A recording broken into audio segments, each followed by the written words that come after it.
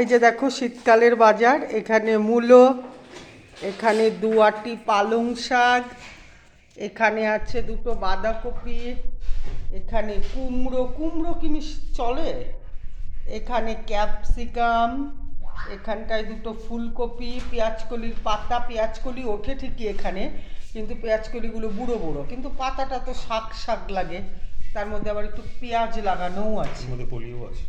বেগুন না, কলি এখনো হয়নি পেঁয়াজের, এখনো পেঁয়াজের কলি হয়নি। ওখানে বেগুন আছে, এখানে ডিম, আর এখানে কি কি আছে, এখানে শসা, শসা আছে, করলা আছে, বিনস, শিম, গাজর, ও লাল গাজর, হলুদ গাজর নেই, ও লাল গাজর। আর এখানে আছে হচ্ছে তোমার কি এটা, টমেটো, আর এখানে ধনেপাতা। ধনেপাতাটা এই যে ধনেপাতা। তো এই হচ্ছে আজকের শীতকালের বাজার। অনেক কিছু এখন এগুলো ফ্রিজে ঢুকবে।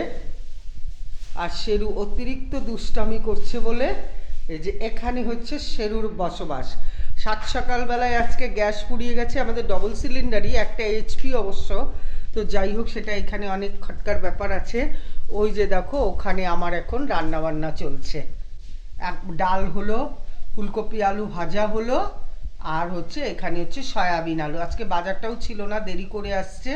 ওই যে ওখানে রান্না হচ্ছে। এখন না বাজে প্রায় 2:30, এখনো ভাত বসেনি। তাহলে রাখছি বন্ধুরা, টাটা।